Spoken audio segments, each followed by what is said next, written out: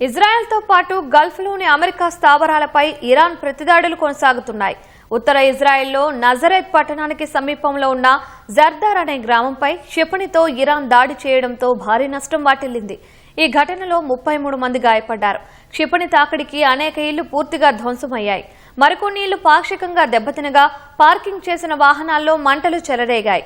Israel స్థానిక కాలమానం ప్రకారం తెల్లవారుజామున 2:30 గంటలకు సైరన్లు మోగడంతో ప్రజలు ఒక్కసారిగా భయాందోళనకు గురయ్యారు. ఈ నేపథ్యంలో ఉత్తర ఇజ్రాయెల్ సరిహద్దులో ఐడిఎఫ్ హై అలర్ట్ ప్రకటించింది.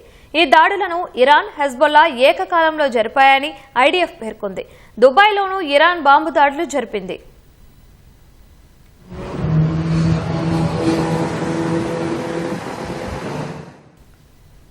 పశ్చిమాసియాలో ఉద్రిక్తతలు పరాకాష్ఠకు చేరాయి. Iran Islamic Revolutionary Guard Corps IRGC Israel, America దళాలపై తమ 44వ విడత భారీ క్షిపణి దాడులను ప్రారంభించినట్లు ప్రకటించింది.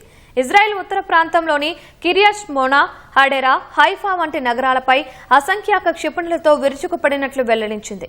కేవలం ఇజ్రాయెల్ మాత్రమే కాకుండా గల్ఫ్లోని అమెరికా సైనిక స్థావరాలు, బహ్రెయిన్ కేంద్రంగా పనిచేసే అమెరికా 5వ నౌకాదళం లక్ష్యంగా కూడా దాడులు జరిగాయి.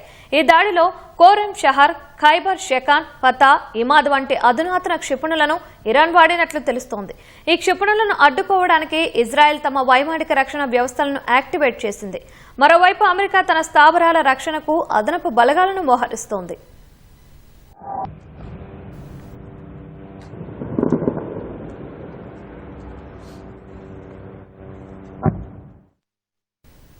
ఈ దాడులను ఆపరేషన్ ట్రూ ప్రామిస్ 4లో భాగంగా చేస్తున్నట్టు ఇరాన్ పేర్కొంది. కొత్త సుప్రీం లీడర్ అయతొల్లా మొస్తాబా ఖమేనీ బాధ్యతలు చేపట్టిన తరువాత తన మొదటి సందేశంలో అమెరికాను హెచ్చరించారు.